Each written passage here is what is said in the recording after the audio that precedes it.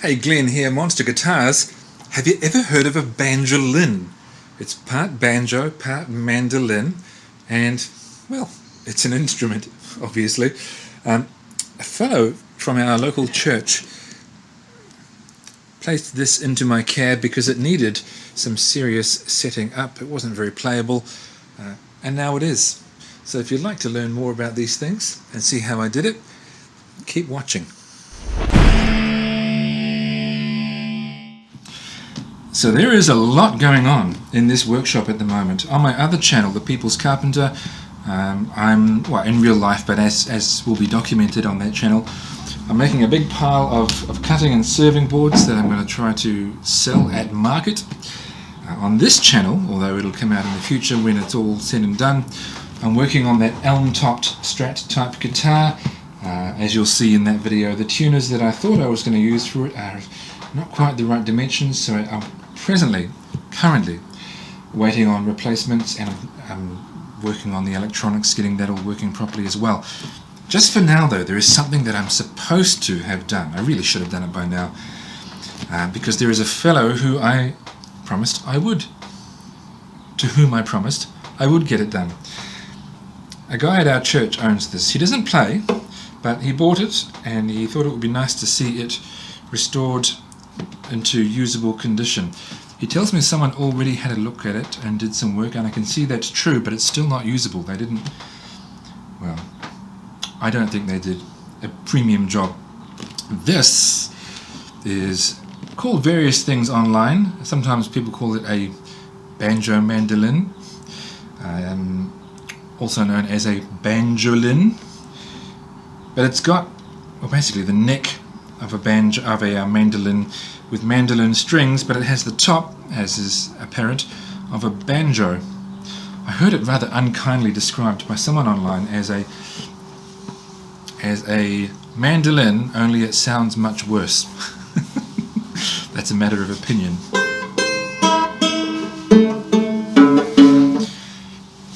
But the problem is the action. So as you can see, that's very high. Very, very high indeed.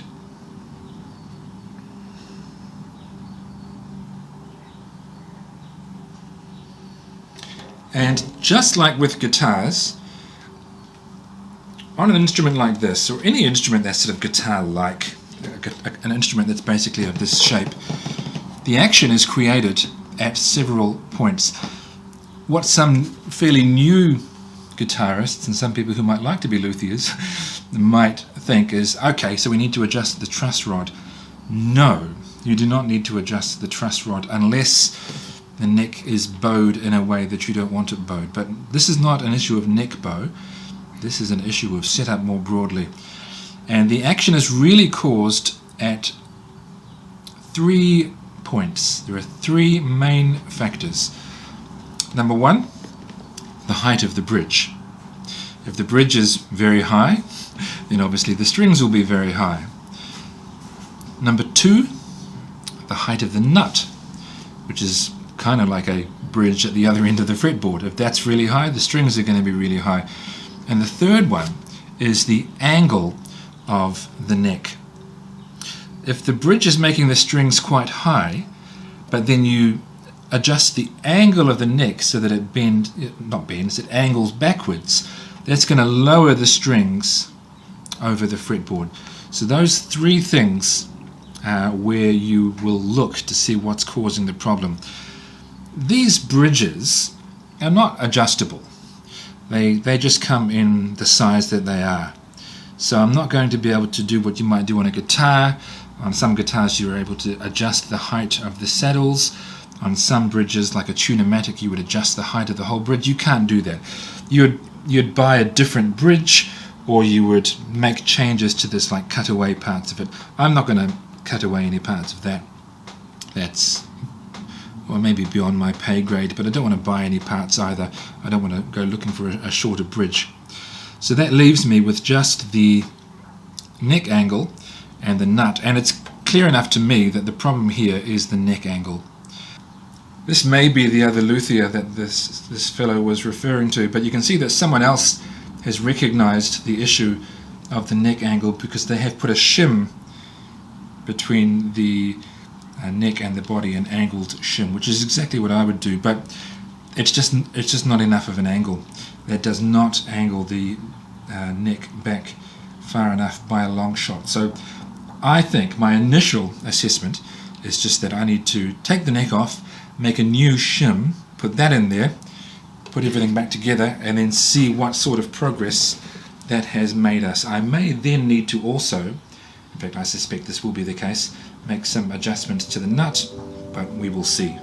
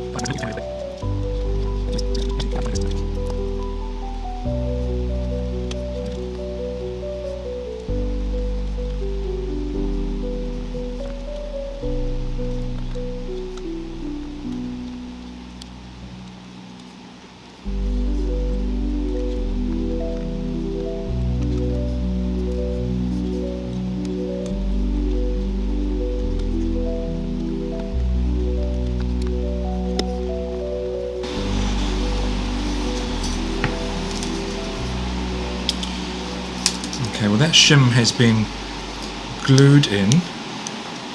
I won't try to remove that, or will I, depending on how easy it... Oh no, it may come out.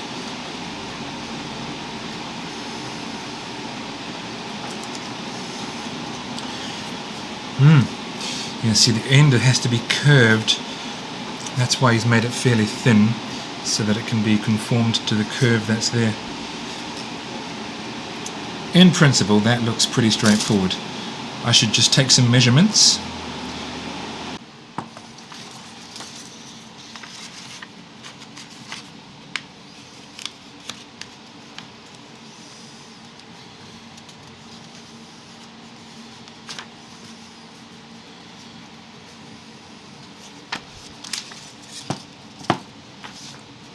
So there's my tracing. I'll make it oversized anyway, initially, but that's going to be my guide. It's important too that when I create it, the grain runs that way, not only because it would look silly otherwise, but because that way it makes it much easier to bend it, to conform it to the edge of the body. Now, as I've been making all these cutting boards recently, including this rather enormous one, I've got the ideal pieces of wood, pieces of scrap wood even better, to make the shim from.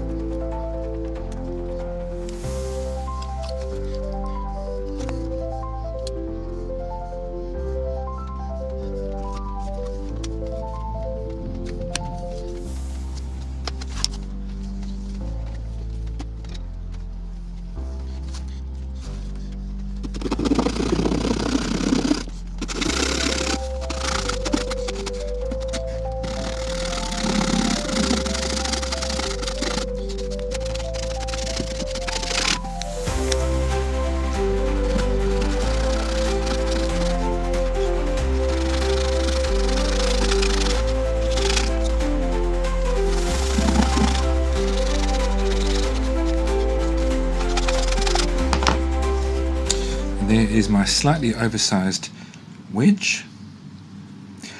On the miter saw, I set the blade to 4 degrees.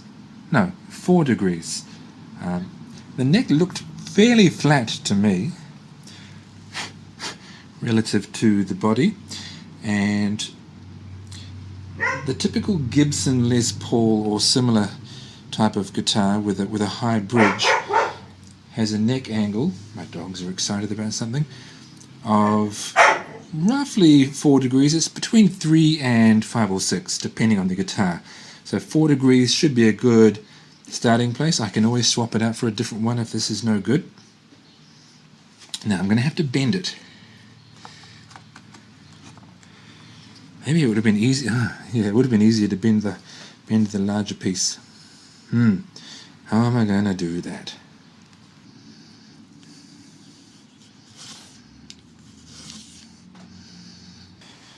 You might quite justly wonder what on earth I was doing just there. In an effort to bend this, I inadvertently snapped it, so I decided to capitalize on that and plane the snapped edges so that when I glue them together, the whole piece is bent on an angle. And then I will try to gently conform it to the more rounded angle. We'll see if this works. You know, it's not difficult to make another shim if this becomes a disaster. Expert luthiers among you, if you are indeed watching this channel, and why would you? Watching me go about this might have thought, why are you going down that complicated rabbit hole? Really? The piece broke in half, so you're planing the edges and gluing it back together in a slightly curved shape? Why don't you just use a softer wood? This is Jedimu, and I have lots of it sitting around, and it's a really nice wood, but I mean, they didn't use a super nice wood in here. It looks like they've used a softer wood which bends more easily, which is what I should be doing. That just makes more sense, doesn't it? So without showing you me making another wedge, I've made one out of cedar, which, well, is a lot softer and it bends much more easily. I will still use a bit of heat and get it used to the feeling of being bent by heating it up, maybe wetting it as well, and then conforming it to the edge of the body. But you know, it's bending fairly easily now, so that's just a much smarter option. It's the following day, and after thinking about it, I am going to remove the old shim. I don't want 2 shims in there, that's just messy. So even if it's a little bit tricky, I think it's probably worth doing.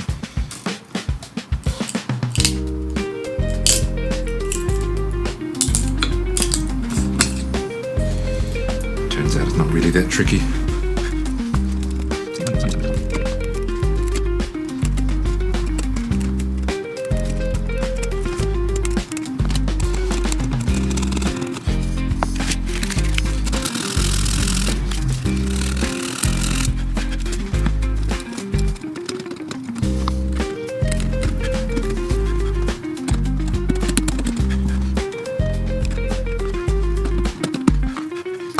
Okay, yep, glad I did that. So this one will sit in here. Now, it's not quite bent enough yet to do that comfortably. So I'll make the holes in it first, and then I'll bend it.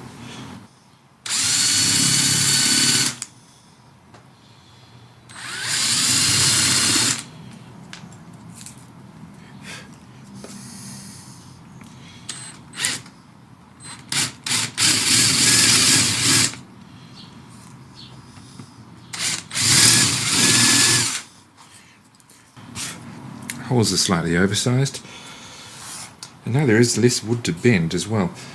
What I'm going to do is I'll wet it. I've got a spray bottle here, and I'll warm it up, and then I'll clamp it against the side of the body. I'll put something against the side of the body just to protect it.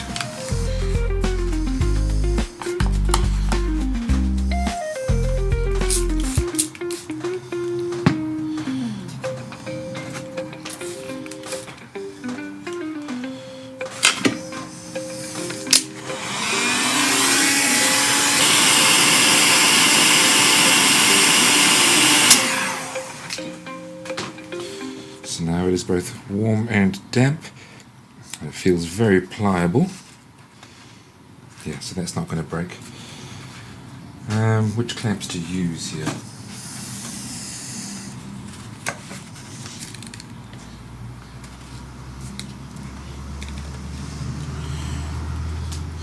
Oh yeah, that's going to work.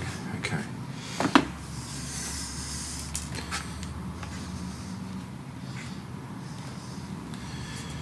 Alright, I'll leave it like that for a day, and that should leave it more or less permanently in that shape or close to it.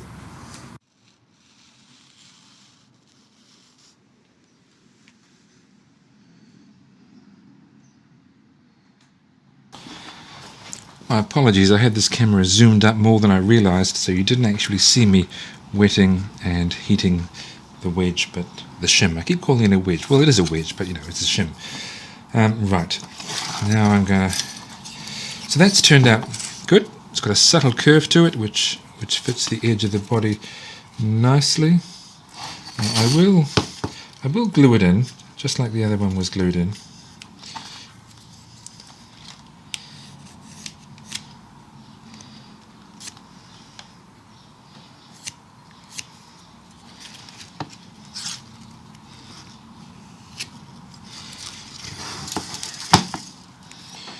Just the tiniest amount of trimming to do, just for aesthetic purposes.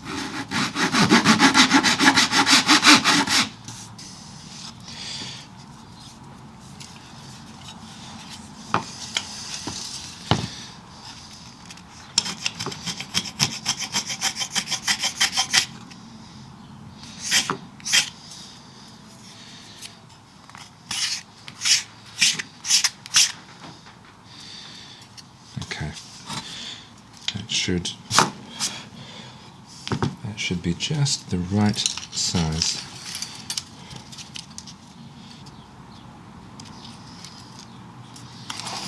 Yep, and I'm just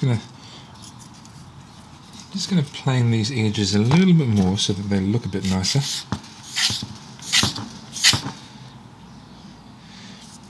If that be possible.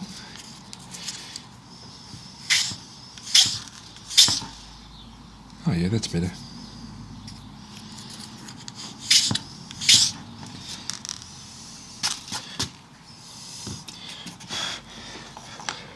And so that the shim doesn't stand out too much, but to avoid any tricky finishing, I'm just going to colour in the edges on each side with this Sharpie felt marker.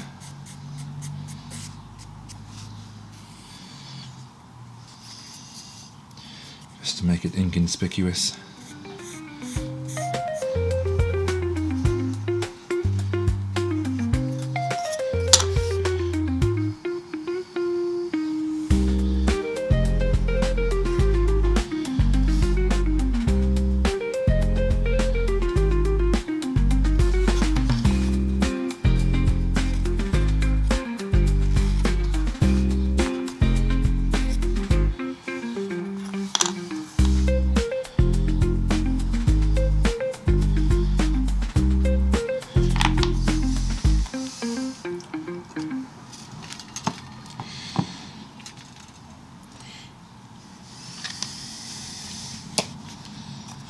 I put glue on the correct side, and just the tiniest amount of glue, really just to hold it in place. If someone wants to remove it in future for some reason, I don't want to make it too difficult for them, but it will be a little bit difficult, so sorry.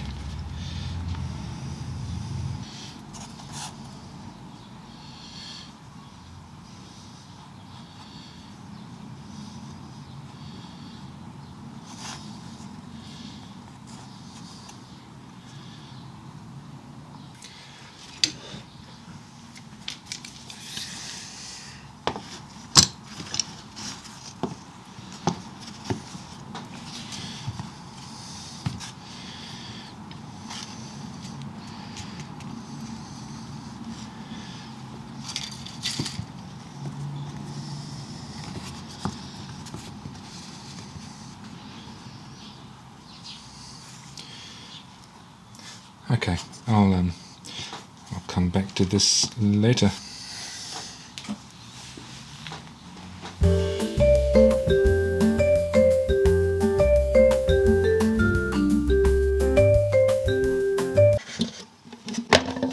And by the way, this ring is very heavy. It's clearly iron.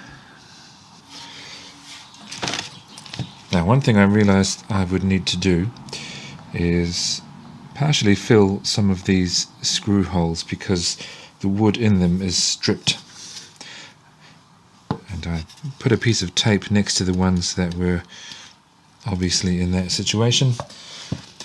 And I'm using a very unsophisticated method. But you don't need to be sophisticated, you just need it to work. The old toothpick and glue trick.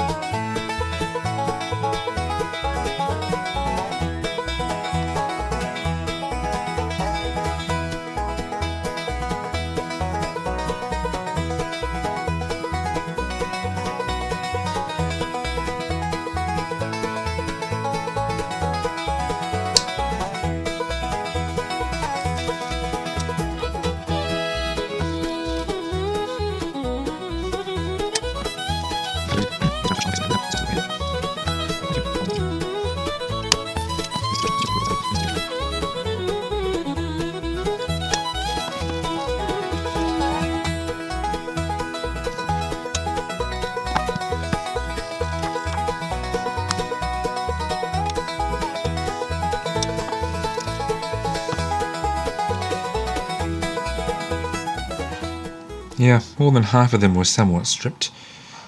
I've poured out far more glue than I need. Can I get it back into the bottle? Maybe I'll create a vacuum.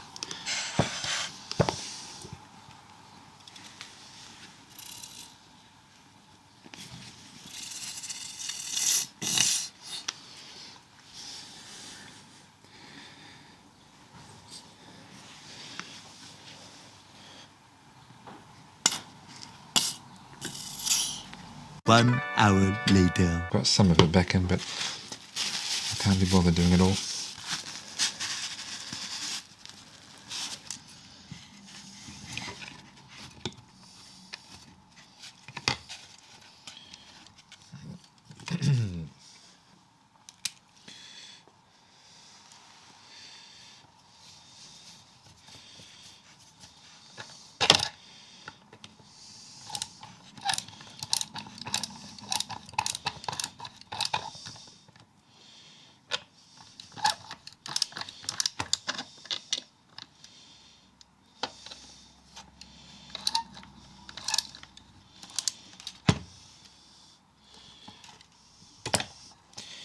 I've deliberately started with the lower of the two screws because it's important for this wedge to be effective to get the bottom of the shim, the thin end of the wedge as it were, against the body.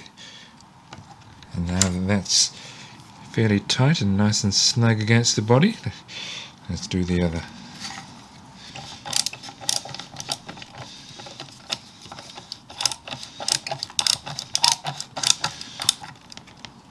Not over tight, just to the point where you can feel like it's not going anywhere.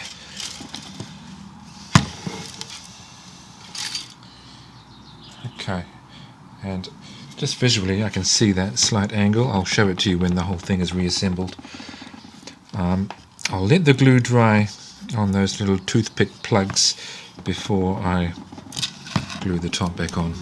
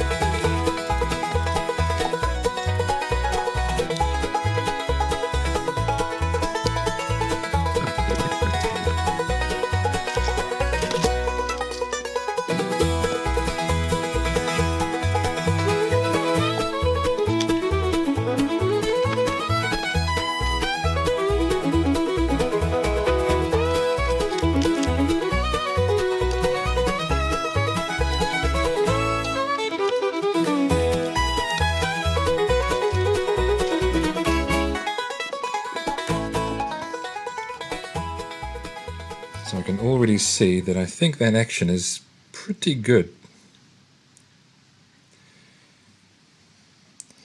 So that's relatively low, but not crazy low.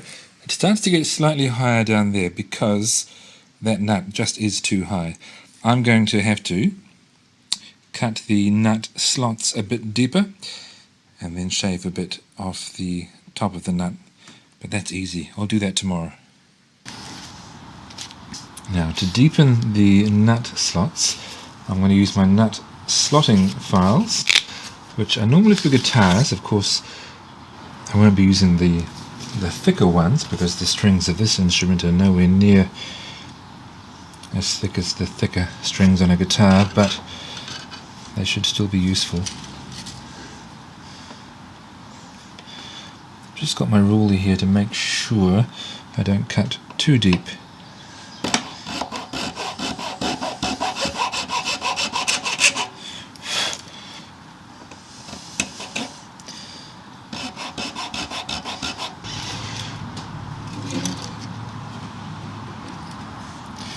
So these can still come down a little more. I won't subject you to the whole thing. I will keep cutting these ever so slightly deeper until they reach a level that looks good to me. I've just got some sandpaper, fine sandpaper, well fine-ish, it's 240, wrapped around a piece of scrap plywood. Just using that to take down the top of the nut slightly and clean it in the process. While I've got the fretboard exposed, and given that it's probably been quite a long time since this has been done, just giving it a good clean with some super fine synthetic steel wool, and then I'll gently rub it down, well, I suppose not too gently, I'll rub it down with some artist refined linseed oil, which is what I use on my fretboards. Just one light rub should do it.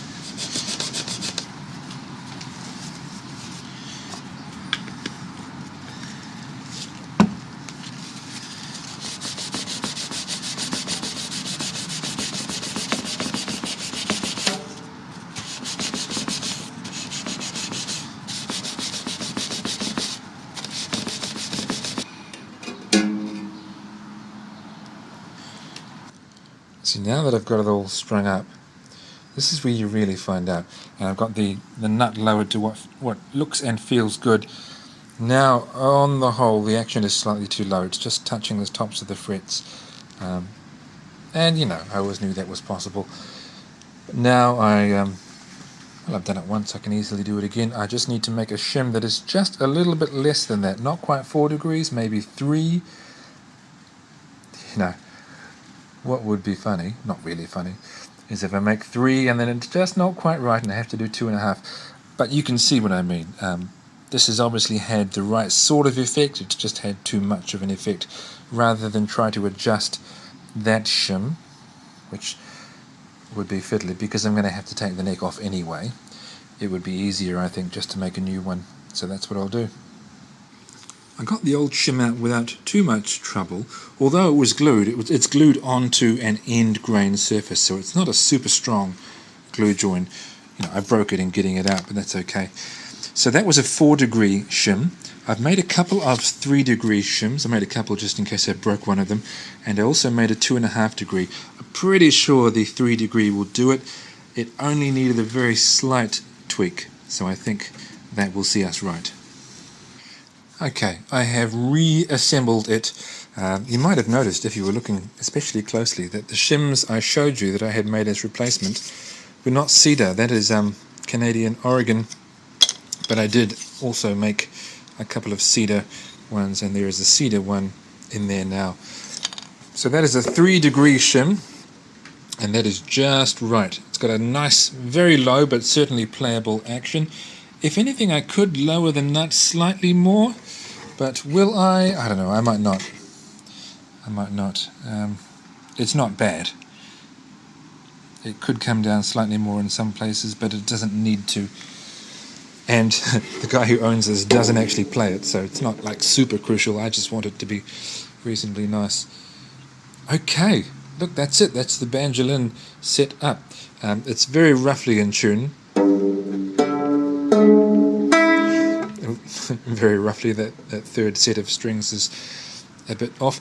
I can't play one of these things. I could maybe learn to play a tune and demonstrate it for you, but I'm not going to. I mean, I can generally play stringed instruments well enough to know that it's set up well, that the notes play correctly, that it's properly intonated. There is a harmonic above the 12th fret that is pretty much the same note as the 12th fret when fretted, and well, it just looks right and it feels good, and